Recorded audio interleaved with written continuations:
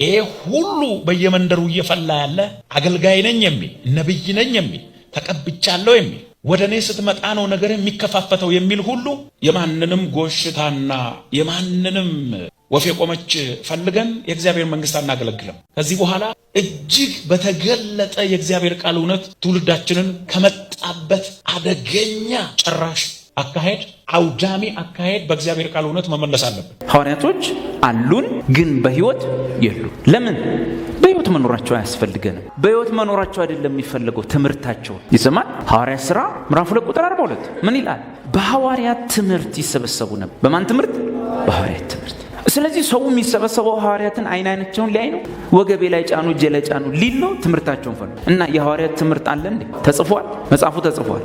መሰረት ተጥሏል። ሐዋርያ የለም፣ ነብይ የለም። በቤተ ክርስቲያን ውስጥ የሐዋርያነት ጸጋ የለም፣ የነቢያት ጸጋ የለም፣ አይሰጥም የሚል አንድ ትርክት አለ። ሐዋርያ የለም፣ ነብይ የለም የሚል ትርክት አለ። መጽሐፍ ደግሞ ኢየሱስ ምርኮን ከማረከ በኋላ ለቤተ ክርስቲያን ከሰጣቸው ስጦታዎች መካከል ሐዋርያነትና የነቢያት አገልግሎት አንደኛው። ወንጌላዊ አለ ብለ፣ ሰባኪ አለ ብለ፣ ወይም ደግሞ አስተማሪ አለ ብለ አፍን ሞልተ ደረትን ነፍተ ተናገረ ሐዋርያና ነቢይ ጋር ስትመጣ የሚተናነቅ ከሆነ አውልቀ የመጣውን መልሰ አድርግና ተመለስ። እጅግ አጥብቀን ሐዋርያ የሚለውን ያሁን ከዚህ 10 ዓመት ወዲህ የመጣ ሹመት የምንቃወምበት ምክንያት እኩል ቤት ነን ስላሉ ሐዋርያት የሉምም አይኖሩምም። ሐዋርያነት የሚባለው አውቶሪቴቲቭ መንፈስ ቅዱስ ሳይመጣ በፊት የተሰጠ ጸጋ መንፈስ ቅዱስ ከመጣ በኋላ ከተሰጡ ጸጋ ስጦታዎች አንዱ አድርጎ መቁጠር ነውር ነው። ትልልቅ ሰዎች ሁሉ አንድ ሰሞን ላይ ጀመሩ ሐዋርያ የሚለውን ሹመት፣ በኋላ ድምጻቸውን አጠፉ።